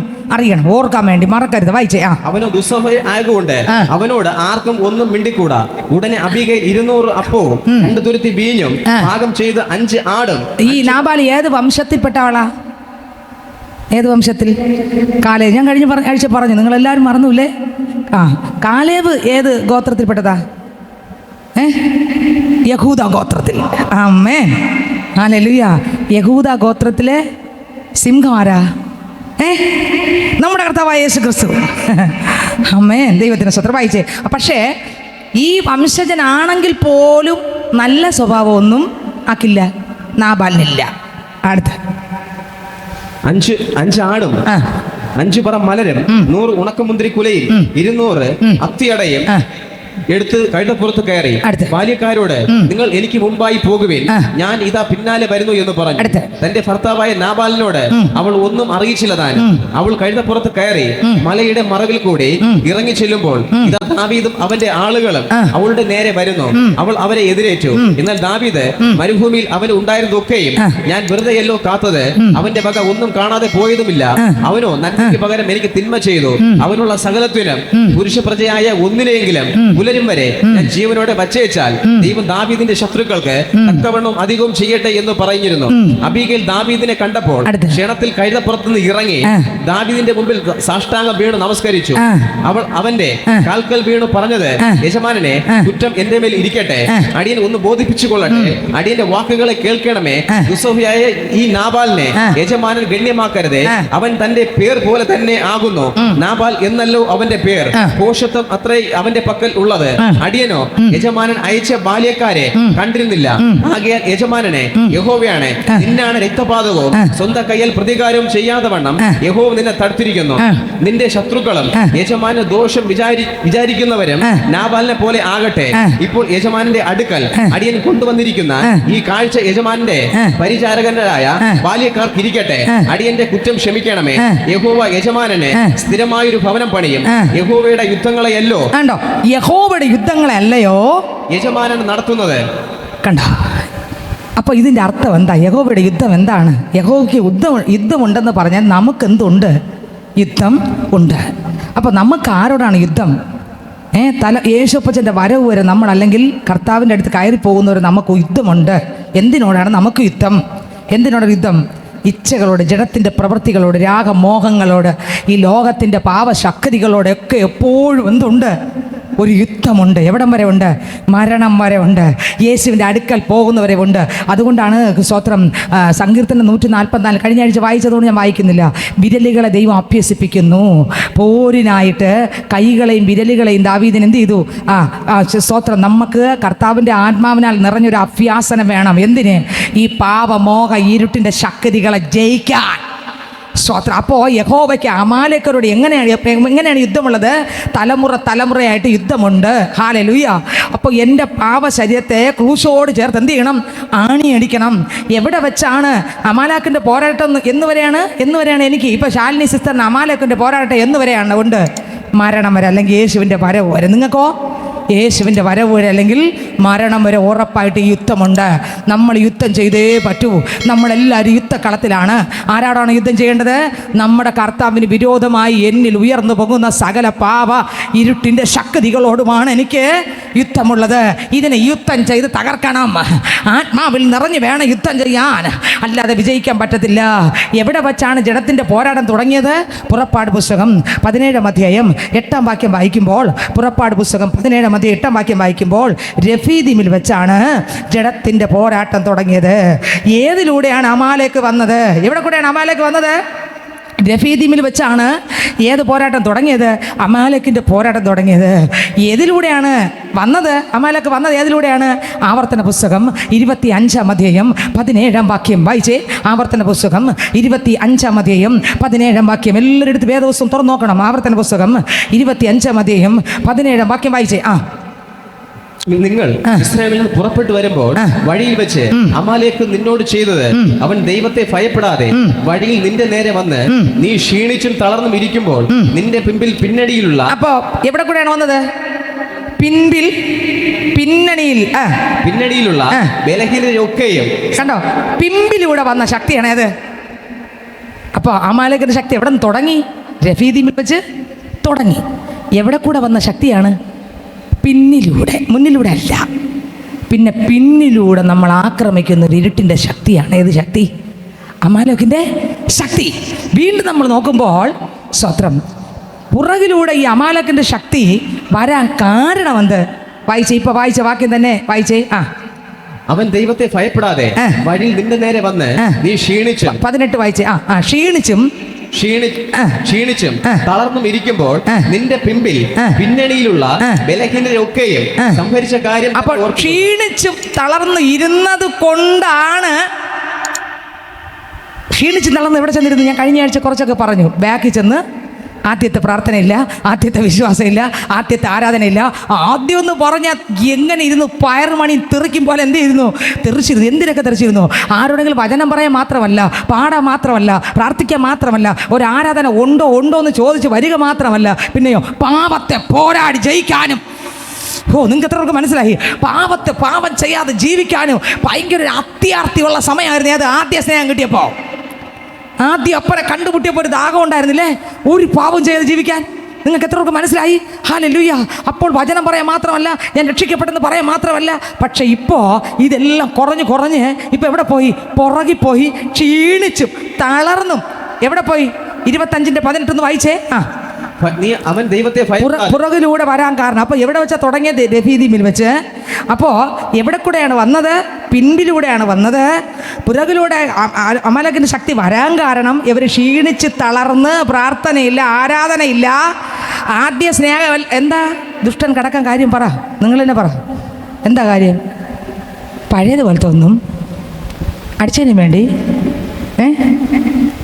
ഇന്നില്ല. ഇന്ന് ക്ഷീണിച്ച് തളർന്ന്, വിശ്വാസം നഷ്ടപ്പെട്ട്, പ്രത്യാശ നഷ്ടപ്പെട്ട് ബാക്കിലൂടെ ഇരിക്കുന്നത് അമാലേക്കിന്റെ ശക്തി കണ്ടപ്പോൾ അവൻ പറഞ്ഞു തക്ക സമയം. ഇപ്പം അവർ മൊബൈലിലുള്ള എല്ലാം കാണുവാടെ നമുക്ക് കയറാം. അന്ന് അങ്ങനെയല്ലടാ. അന്ന് യേശുവിലുള്ളത് മാത്രം അവർക്ക് ശ്രദ്ധിക്കുമായിരുന്നു, കേൾക്കുമായിരുന്നു. ഇപ്പം തുടങ്ങി. ഇനി അല്പം എന്ത് ചെയ്യും? നമുക്ക് ക്ഷീണിച്ച് ഇപ്പം എവിടെ ആയിരിക്കുന്നു? എല്ലാം ബാക്കറ്റത്ത് പോയപ്പോൾ ഇവൻ എന്ത് ചെയ്തു? ഒന്നുകൂടെ വായിച്ച 18 വചനം. 25:18. ആവർത്തനം 25:18. അവൻ ദൈവത്തെ ഭയപ്പെടാതെ വഴി നിന്റെ നേരെ വന്ന് നീ ക്ഷീണിച്ചും തളർന്നും ഇരിക്കുമ്പോൾ നിന്റെ പിന്നണിയിലുള്ള ബലഹീനതയൊക്കെയും സംഭരിച്ച കാര്യം തന്നെ ഓർത്തുകൊള്ളും. മതി. ബലഹീനത മൊത്തം സംഹരിച്ചു, തകർത്ത് കളഞ്ഞു, തീർത്തു. കാരണം എന്താ? പഴയ ആരാധനയില്ല. ഞാൻ പറയുന്നു, 99.4% ഞാൻ ചങ്കത്ത് കൈവച്ച് പറയാം, പലതിൻ്റെയും കാരണം നമ്മുടെയൊക്കെ ജീവിതത്തിനകത്ത് എന്തില്ല? പ്രാർത്ഥനയുടെയും ആരാധനയുടെയും ദൈവമായിട്ടുള്ള ബന്ധങ്ങളുടെ കുറവാണ് ശത്രു പലതും തകർക്കാൻ കാരണം. ഇത് ഞാനും നീയും കണ്ണ് തുറന്ന് തിരിച്ചറിഞ്ഞാൽ നമ്മൾ എന്ത് ചെയ്യും? ജയം പ്രാപിക്കും. തിരിച്ചറിഞ്ഞാൽ എന്ത് ചെയ്യും? ക്ഷീണിക്കാനും തളരാനും കാര്യം എന്താ? എവിടെ നിന്നാണ് തുടങ്ങിയത് യുദ്ധം? രഫീദീമിൽ. അപ്പോൾ എങ്ങനെയാണ് ഇവന്മാർ വന്നത്? ഏത് ശക്തിയാണ് വന്നേ? അമാലേക്കിൻ്റെ ശക്തി.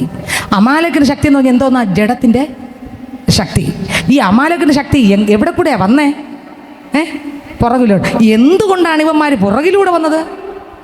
ക്ഷീണിച്ചും തളർന്നും വാടിക്കുഴഞ്ഞ് ബാക്കിൽ നിന്നപ്പോൾ ഇവന്മാർ വന്നു. ക്ഷീണിക്കാനും തളരാനും കാര്യം എന്താ? ആഹാരമില്ലാത്തതുകൊണ്ടാണോ? ആഹാരമില്ലാത്തതുകൊണ്ടാണോ? സങ്കീർത്തനം 78-ന്റെ 23, 24, 25 വായിച്ചേ. സങ്കീർത്തനം 78-ന്റെ 23, 24, 25 വായിച്ചേ. അവൻ മീതെ മേഘങ്ങളോട് കൽപ്പിച്ചു. ആകാശത്തിന്റെ വാതിലുകളെ തുറന്നു. ആകാശത്തിന്റെ വാതിലുകളെ ഇസ്രായേൽ മക്കൾക്കായി തുറന്നു. അവർക്ക് തിന്മാൻ മന്ന വർഷിപ്പിച്ചു. എന്താ കൊടുത്തു? മന്ന. അടുത്ത വരി കൊണ്ട് ഇമ്പോർട്ടന്റ് വായിക്കുമ്പോൾ മനസ്സിലാവും. മന്ന കൊടുത്തു. സ്വർഗീയ ധാന്യം. നോക്കിയേ, 1 മന്ന വർഷിപ്പിച്ചു, 2 സ്വർഗീയ ധാന്യം അവർക്ക് കൊടുത്തു. അടുത്ത് മനുഷ്യർ ശക്തിമാന്മാരുടെ അപ്പം തിന്നു. നോക്കിയേ, ഈ വാക്കെന്നെ വല്ലാതെ തൊട്ടു. ഇന്ന് രാവിലെ ഈ വരി നോക്കിയപ്പോൾ എന്തോന്ന്? ശക്തിമാന്മാരുടെ അപ്പം. ഒന്നുകൂടെ വായിച്ച വരി. മനുഷ്യർ ശക്തിമാന്മാരുടെ അപ്പം തിന്നു. ആരുടെ അപ്പം തിന്നു? മനുഷ്യൻ. ഏതപ്പം? ഈ അപ്പം തിന്നവരെ ക്ഷീണിച്ചും തളരാൻ കാരണം ഭക്ഷണം ഇല്ലാത്തതുകൊണ്ടാണോ? അല്ല. പിന്നെ എവര് കഴിച്ച ഭക്ഷണം? ഒന്നുകൂടെ വായിച്ചേ.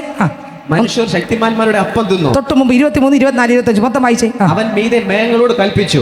ആകാശത്തിന്റെ വാതിലുകളെ തുറന്നു. അവർക്ക് തിന്മാൻ മന്ന വർഷിപ്പിച്ചു. സ്വർഗീയ ദാനം അവർക്ക് കൊടുത്തു.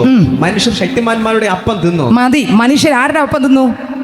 അപ്പൊ ഇതെല്ലാം അപ്പം തിന്നിട്ട് അപ്പം ഇല്ലാത്തതുകൊണ്ടാണോ ക്ഷീണിച്ചത്? അല്ല. പിന്നെ എന്താണ് ക്ഷീണിക്കാൻ കാരണം? ഈ അപ്പം, ഈ മന്നയാണ്. ഇത് 3 സ്ഥലങ്ങളിലാണ് വേദപുസ്തകത്തിനകത്ത് കൊടുത്തിരിക്കുന്നത് ഈ അപ്പത്തെക്കുറിച്ച്, ഈ മന്നയെക്കുറിച്ച്. സ്വത്ര ഈ മന്നയ്ക്ക് ഒരു പ്രത്യേകതയുണ്ട്. പുറപ്പാട് 16-ന്റെ 14-ാം വാക്യം വായിക്കുമ്പോൾ വായിച്ചേ. പുറപ്പാട് 17-ന്റെ 14-ാം വാക്യം വായിക്കുമ്പോഴുണ്ട് മന്നയുടെ പ്രത്യേകത. വേറെയും ഭാഗത്തുണ്ട്, എങ്കിലും അവിടെ ആ ഭാഗത്ത് ഒരുക്കി വായിക്കാം. നീ ഇത് ഓർമ്മയ്ക്കായിട്ട് ഒരു പുസ്തകത്തിൽ എഴുതി യോശുവയെ കേൾപ്പിക്കാം. പുറപ്പാട് 16-ന്റെ 14 വായിക്കുന്നത്. വായിച്ചോ. അറിയായികയാൽ ഇത് എന്ത് എന്ന് തമ്മിൽ ചോദിച്ചു. മോശ അവരോട്. കണ്ടോ മന്ന? അപ്പൊ എന്തിൽ പൊതിഞ്ഞായി മന്ന കിടന്നേ? മഞ്ഞിൽ പൊതിഞ്ഞ്. ഈ മന്ന എന്തിൽ പൊതിഞ്ഞ കിടന്നേ? ഈ മന്ന യേശുക്രിസ്തുവിന് നിഴലാണ്. ആർക്ക് നിഴലാണ്? ശ്രദ്ധിക്കുന്നുണ്ടോ? ഈ മന്ന ആർക്ക് നിഴലാണ്? യേശുക്രിസ്തുവിന് നിഴലാണ്. പുറപ്പാട് പുസ്തകം 16-31 വായിക്കുമ്പോൾ, പുറപ്പാട് പുസ്തകം 16-ാം അധ്യായം അതിൻ്റെ 31-ാം വാക്യം വായിക്കുമ്പോൾ, അടുത്ത സംഖ്യ 11:8, അടുത്ത സംഖ്യ 21, 4, 5 3 വാക്യം വായിക്കണം. പുറപ്പാട് 16-ാം അധ്യായം അതിൻ്റെ 31-ാം വാക്യം വായിക്കുമ്പോൾ വായിച്ചേ. ഇസ്രായേലിയർ ആ സാധനത്തിന് മന്ന എന്ന് പേരിട്ടു. അത് കുത്തലമ്പാലി പോലെയും വെള്ള നിറമുള്ളതും തേൻ കൂട്ടിയ ദോശയോടൊത്ത രുചിയുള്ളതുമായിരുന്നു. ആ മന്നയുടെ രുചി എങ്ങനെയാണ്? തേൻ കൂട്ടിയ എന്ന് പറഞ്ഞാൽ നമ്മൾ ആദ്യമായിട്ട് കർത്താവിൻ്റെ അടുത്ത് വന്നപ്പോൾ എങ്ങനെയായിരുന്നു വചനം? തേനിലും മധുരമാ എന്ന് പറഞ്ഞാൽ വചനം ഇങ്ങനെ തുറക്കുമ്പോൾ തന്നെ കണ്ണീന്ന് ഇങ്ങനെ എന്ന് വെച്ചാൽ യശോപ്പ ഇത്ര മാത്രം എന്നെ സ്നേഹിക്കാൻ എന്തപ്പാ. വേറെ ഒന്നും കണ്ടിട്ടില്ല, നമുക്കൊന്നും കിട്ടിയിട്ടല്ല, ഈ ലോകത്തിൽ കാണപ്പെട്ടൊന്നും കിട്ടിയില്ല. പക്ഷേ വല്ലാത്തൊരു സന്തോഷത്തിൻ്റെ അകത്ത് കിടന്നുകൊണ്ട് നമ്മൾ പറയും, യേശു ക്രിസ്തു മാധുര്യവാൻ, രുചിച്ചു നോക്കി ഞാൻ കർത്തൻ കൃപകളെ. യേശു ക്രിസ്തു മാധുര്യവാൻ. നിങ്ങൾക്ക് എത്രയൊക്കെ മനസ്സിലായി? ചിത്ര ഇതെന്തോന്ന് പറയണം? വേറെ ഒരു ജോലിയില്ലേ? പുറപ്പാട് 11-ന്റെ 16-31 പറയുന്നു, ആദ്യ സ്നേഹത്തിൽ നീ അടുത്ത് വന്നപ്പോൾ ഈ മന്ന നീ വായിക്കും തോറും നീ തേന് പോലെ നീ രുചിച്ചുകൊണ്ടിരുന്നു.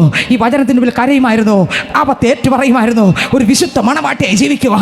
നമ്മെ തന്നെ വലിച്ചെറിഞ്ഞ സമയം, എന്തൊക്കെ പ്രതികൂലം വന്നിട്ടും, എന്തൊക്കെ പ്രശ്നം വന്നിട്ടും, എന്തൊക്കെ പ്രതിസന്ധി വന്നിട്ടും നീ മാറിപ്പോകാതെ വീട് കിടന്ന സമയം. പക്ഷേ ഇന്ന് കർത്താവ് ചോദിക്കുന്നു, മക്കളെ ഇന്ന് ആ രുചിയുണ്ടോ? അതോ സംഖ്യാപുസ്തകം 11:8 വരെ ആയോ? അന്ന് തേൻ ചേർത്ത ദോശ പോലെ ആയിരുന്നു തേൻ. ഇപ്പൊ കുറച്ചു ദിവസം കഴിയുമ്പോൾ ചിലർക്ക് എങ്ങനെയാവും? സംഖ്യ 18 വായിച്ചേ. ജനം നടന്ന് പെറുക്കി തിരികലിൽ പൊടിച്ചിട്ടോ ഉരലിൽ ഇടിച്ചിട്ടോ കലത്തിൽ പുഴുങ്ങി അപ്പം ഉണ്ടാക്കും. അതിന്റെ രുചി എണ്ണ ചേർത്തുണ്ടാക്കിയ ദോശ പോലെ ആയിരുന്നു. ഇപ്പൊ എങ്ങനെ പറ? ഇപ്പൊ എങ്ങനെ? ആദ്യം എങ്ങനെ? തേന് ചേർത്തത്. ഇപ്പൊ എങ്ങനെ? തേന് ചേർത്തപ്പം എത്ര വേണം തിന്നും. ഭയങ്കര ടേസ്റ്റ്, ഭയങ്കര രുചി. ഇപ്പം തേന് ചേർത്തതല്ല, പിന്നെ എണ്ണ അത്ര പോരാ മക്കളെ. വായിക്കുമ്പോഴേ തലവേദന വരുന്നു, വായിക്കുമ്പോഴേ ഉറക്കം വരുന്നു. ഇതൊക്കെ ഞാൻ ഒരുപാട് തവണ വായിച്ചതന്നെ, ഇതൊന്നും മനസ്സിലാകുന്നും ഇല്ല. ഇപ്പം എന്തായി? തേൻ ഇപ്പം മാറി. ഇപ്പം എന്തായി? എണ്ണ ചേർത്തതായി. ഇപ്പം എന്തായി? ആദ്യം സ്നേഹം കുറഞ്ഞു, പ്രാർത്ഥന കുറഞ്ഞു, ആ സ്നേഹം അല്പം കുറഞ്ഞു. ഇപ്പോൾ എണ്ണ ചേർത്ത ദോശയായി മാറി. വീണ്ടും ചിലർക്ക് അതുമല്ല. വായിച്ചേ 21:4 സംഖ്യാപുസ്തകം 21:4-5 വായിച്ചേ. സംഖ്യാപുസ്തകം 21:4-5.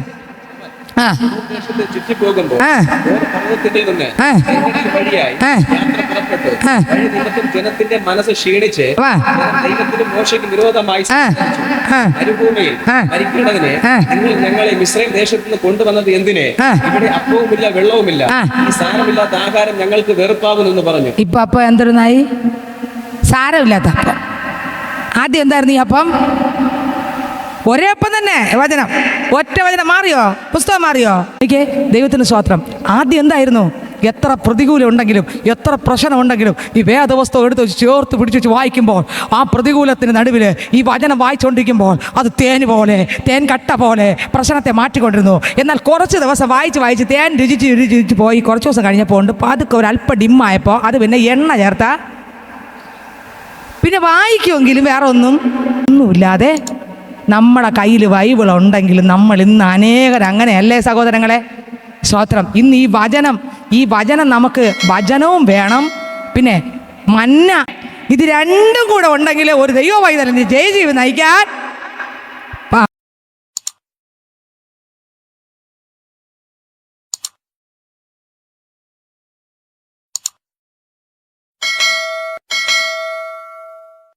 ഇല്ല. മഞ്ഞയുണ്ട്.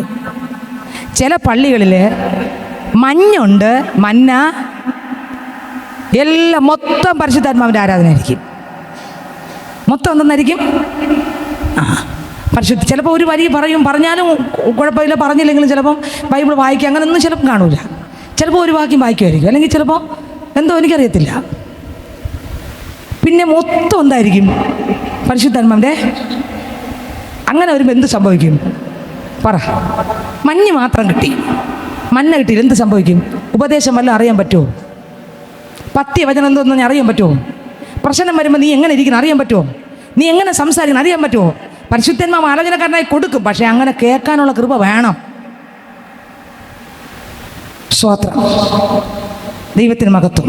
ചില പള്ളിയിൽ വചനം മാത്രമേ ഉള്ളൂ, അവിടെ വേറെ പരിശുദ്ധാത്മാവിൻ്റെ ഒന്നും ഇല്ല. ചിലയിടത്ത് വചനമില്ല, ആരാധന മാത്രമേ ഉള്ളൂ.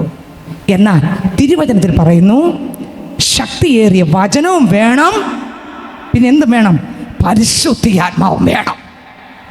ഇത് രണ്ടും ഉണ്ടെങ്കിലേ അതാണ് മന്ന എന്തിൽ പൊതിഞ്ഞിരിക്കുന്നു. അപ്പോൾ സ്തോത്രം. എപ്പോഴാണ് ഈ മന്ന പൊഴിക്കുന്നത്? 11:9 സംഖ്യാപുസ്തകം 11:9. എപ്പോഴാണ് ഈ മന്ന പൊഴിക്കുന്നത്? ഇന്ന് ഞാൻ പറയട്ടെ സഹോദരങ്ങളെ, ഈ തേന് ചേർത്ത് ദോശ പോലെ തിന്നൊരു കാലഘട്ടത്തിലേക്ക് മടങ്ങി വരാൻ എന്നോടും നിങ്ങളോടും കർത്താവ് ഇന്ന് ആലോചന പറയണം. മക്കളെ, നീ ഇന്ന് എണ്ണ ചേർത്ത ദോശയുടെ അടുക്കൽ എത്തിയോ? അതോ സാരമില്ലാത്ത അപ്പത്തിൻ്റെ അടുക്കൽ എത്തിയിട്ട് പിറുപിറുക്കാൻ തുടങ്ങിയോ? ഇന്ന് ഞാൻ പ്രാർത്ഥിച്ചിട്ട് മറുപടിയില്ലല്ലോ, ഇന്ന് ഞാൻ ആലയത്തിൽ വന്നിട്ട് എനിക്കൊരു വിടുതലില്ലല്ലോ എന്ന് നീ നിന്നിച്ച് പുറകോട്ട് പോയെങ്കിൽ ഇന്ന് പകൽക്കാലം പരിശുദ്ധാത്മാവ് നിന്നോട് പറയണം, മക്കളെ, ആ തേന് കൂട്ടി ദോശ കടിച്ചതുപോലെ എൻ്റെ അടുക്കൽ ഇരുന്ന് എൻ്റെ അപ്പം ഭക്ഷിച്ച് എൻ്റെ ജീവൻ പ്രാപിച്ച് എൻ്റെ അഭിഷേകം പ്രാപിച്ച് ഒരു ജീവനുള്ള വ്യക്തിയായി അപ്പൻ്റെ മഹത്വമായി മാറാൻ നിനക്ക് ആഗ്രഹമുണ്ടെങ്കിൽ ഇന്ന് പകൽക്കാലം നിന്നെ മടക്കിക്കൊണ്ടിരുന്ന ഒരു കർത്താവ് ഇന്ന് ആലയത്തിനകത്ത് വന്നിട്ടുണ്ട്. നീ തളർന്നു പോകല്ലേ, നീ തകർന്നു പോകല്ലേ. നിന്നെ അറിയുന്നൊരു ദൈവം വന്നിട്ടുണ്ട്. നിന്റെ അവസ്ഥകളും നിന്റെ പ്രയാസങ്ങളും പ്രശ്നങ്ങളും എല്ലാം കാണുന്ന ഒരു ദൈവം വന്നിട്ടുണ്ട്. ഹല്ലേലൂയ. മഞ്ഞ് എപ്പോഴാ പൊഴിക്കുന്നത്? വായിച്ചേ, സംഖ്യാപുസ്തകം 11:9 വായിച്ചേ. രാത്രി പാളയത്തിൽ മഞ്ഞ് പൊഴിയുമ്പോൾ മന്നയും പൊഴിയും. അപ്പൊ മഞ്ഞ് എപ്പോഴാ പൊഴിയുന്നത്? രാത്രിയിൽ. ഹല്ലേലൂയ. മഞ്ഞും വേണം, മന്നയും വേണം. എപ്പോഴാ പൊഴിക്കുന്നത്? രാത്രിയിൽ. ഒരു പൈതൽ പ്രഭാതത്തിൽ എഴുതി നിൽക്കുമ്പോൾ ആ മഞ്ഞും ആ മന്നയും പ്രാപിച്ച്, ആ മഞ്ഞും ആ മന്നയും പ്രാപിച്ച് ഓരോ ദിവസവും സ്റ്റാർട്ട് ചെയ്യണം. ആ മഞ്ഞിൽ പൊതിഞ്ഞ മന്ന അഭിഷേകത്തിൽ നിറഞ്ഞ് ദൈവവചനം ധ്യാനിച്ച് തിമോഥെയോസിനകത്ത് ലേഖനം വായിക്കുമ്പോൾ, തിമോഥെയോസിന്റെ പുസ്തകം വായിക്കുമ്പോൾ അതിനകത്തുണ്ട് എന്താണ് പത്യ ഉപദേശമെന്ന്. ആ പത്യ ഉപദേശം പഴയ നിയമത്തിന്റെ 12-ാം അധ്യായം പുറപ്പാട് പുസ്തകം 12-ാം അധ്യായം 7, 8, 9 വാക്യം വായിക്കുമ്പോൾ, പുറപ്പാട് പുസ്തകം അതിന്റെ 12-ാം അധ്യായം 7, 8, 9 വാക്യം വായിക്കുമ്പോൾ വായിച്ചേ. അതിന്റെ രക്തം കുറെ എടുത്ത് തങ്ങൾ തിന്നുന്ന വീടുകളിലെ വാതിലിന്റെ കട്ടളക്കാൽ. പഴയ നിയമത്തിലുള്ള ആരാധന പറയുകയാണ്. നോക്കിയേ, സ്തോത്രം. പഴയ നിയമത്തിനകത്തുള്ള ആരാധന പുറപ്പാട് 12-ന്റെ 7, 8, 9 ആരാധനയല്ല, അവരെ കർത്താവ് പുറത്തു കൊണ്ടുവന്ന വിധമാണ് എഴുതിയിരിക്കുന്നത്. വായിച്ചേ. ഫറവോന്റെ നുഖത്തിനകത്ത് കിടക്കുമ്പോൾ ഇതാ ഇസ്രായേൽ മക്കൾ അടിമത്തത്തിനകത്ത് കിടക്കുകയാണ്. എന്നാൽ 10ാമത്തെ ബാധ വരുമ്പോൾ ദൈവം ചില കാര്യങ്ങൾ അവരോട് പറഞ്ഞു. ഊനമില്ലാത്ത ആടിനെ എടുക്കണം, ആടിനെ ഇറക്കണം, അവിടെ എന്തൊക്കെ ചെയ്യണം, ആ രക്തം എടുത്ത് എന്ത് ചെയ്യണം എന്ന് ദൈവം വെളിപ്പെടുത്തുകയാണ്. വായിച്ചേ. അതിന് രക്തം കുറെ എടുത്ത് തങ്ങൾ തിന്നുന്ന വീടുകളുടെ വാതിലിന്റെ കട്ടളക്കാൽ രണ്ടിന്മേലും കുറുമ്പടിമേലും പുരട്ടണം. രാത്രി അവർ തീയിൽ ചുട്ടതായ. എങ്ങനെ? 1, രക്തം പുരട്ടണം. 2, ചുട്ടതേ തിന്നാവൂ. നമ്മൾ കഴിക്കും പോലെ ഫാസ്റ്റ് ഫുഡല്ല. അർത്ഥം എന്താ? ദൈവ പൈതലിന് പഥ്യമുണ്ട്.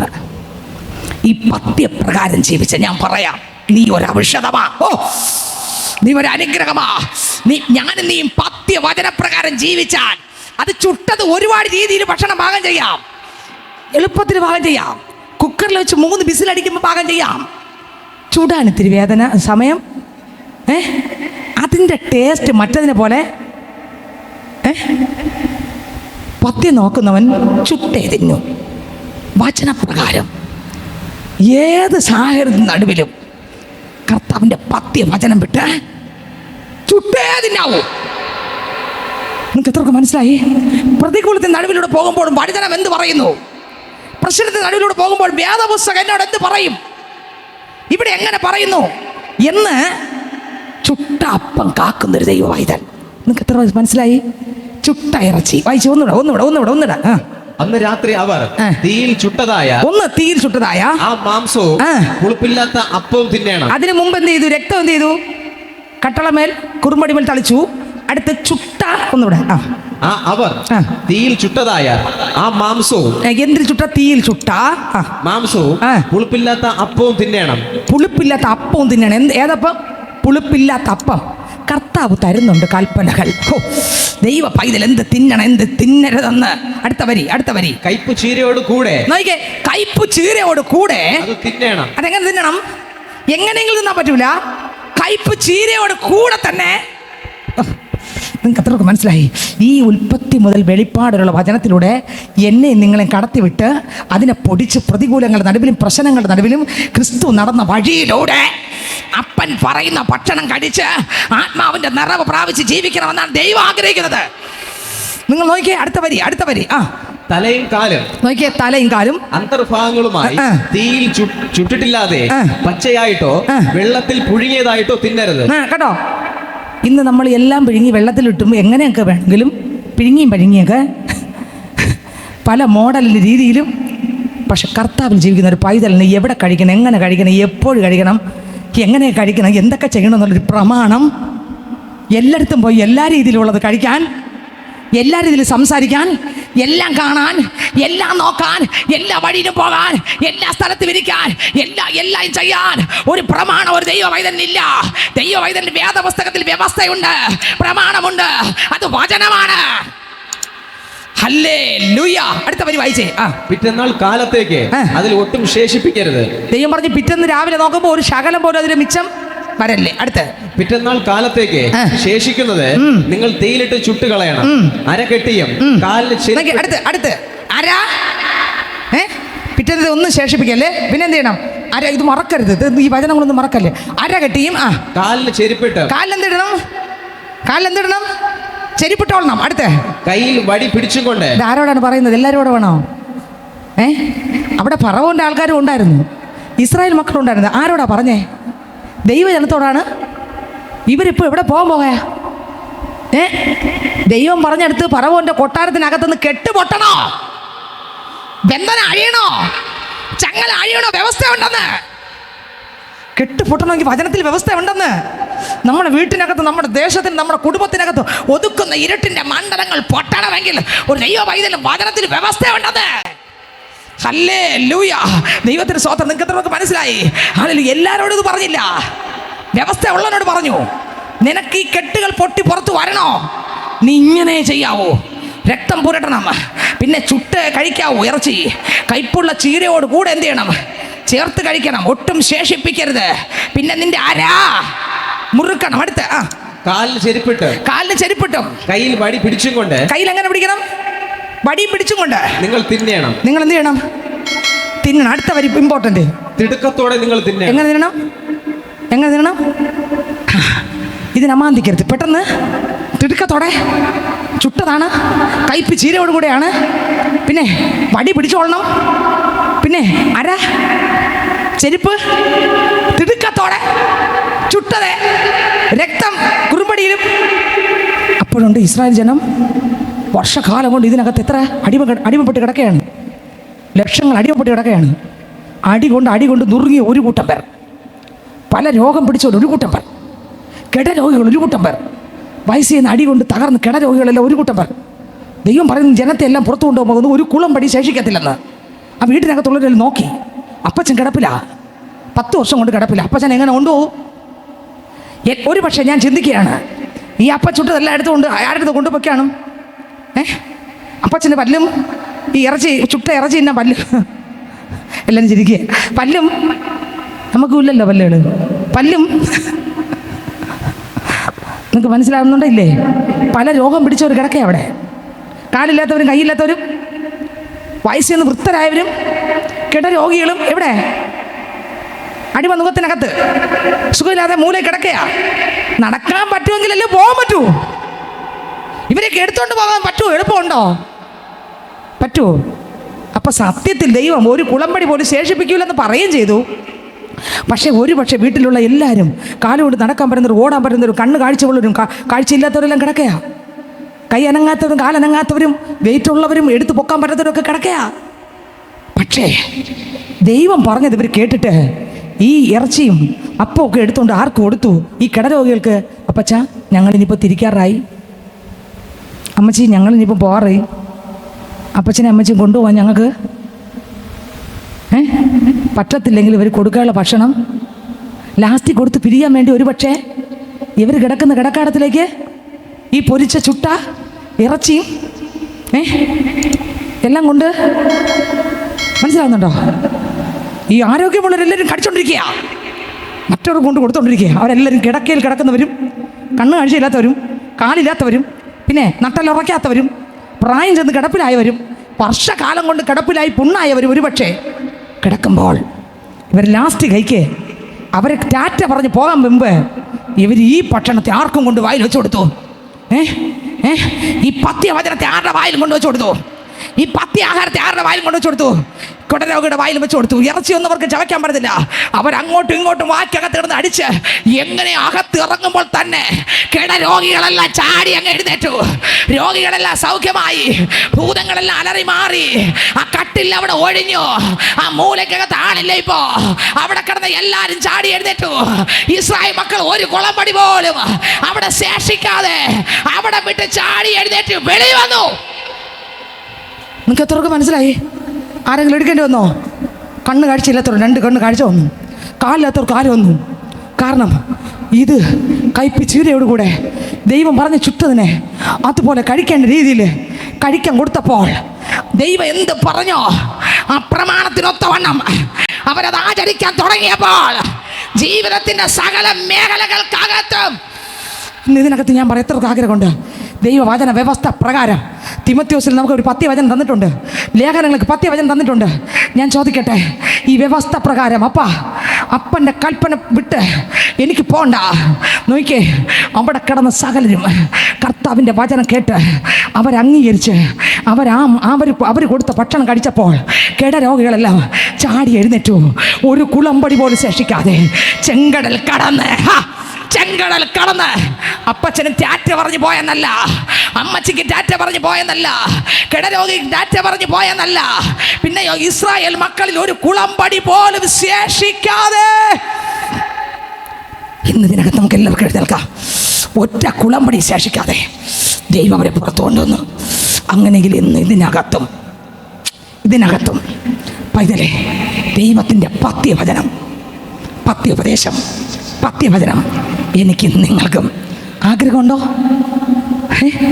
ഒരുപാട് രീതിയിലുള്ള വചനം കിട്ടും. ഞാൻ പറഞ്ഞില്ലേ നേരത്തെ, മഞ്ഞിൽ പൊതിഞ്ഞ മന്ന ഭക്ഷിക്കണം. പരിശുദ്ധാത്മാവും വേണം, മന്നയും വേണം, അല്ലാതെ വയറ് മാത്രമൊന്നുമല്ല. അപ്പോൾ എല്ലാ രീതിയിലും ഉണ്ടാക്കിയ ഇറച്ചിയും കിട്ടും. ദൈവത്തിൻ്റെ വ്യവസ്ഥ ചുട്ടത് തിന്നണം, വടി പിടിച്ചുകൊണ്ട് തിന്നണം, അര കെട്ടി തിന്നണം, ചെരുപ്പിട്ട് തിന്നണം, കയ്പിച്ചീരയോടെ തിന്നണം. രക്തം കട്ടണമേലും കുറുമ്പടി മേലും വേണം. അതിൻ്റെ അവശിഷ്ടങ്ങൾ മാറ്റിവെക്കണം. അന്ന് രാത്രി മിച്ചം ഒട്ടും വെച്ചേക്കരുത്.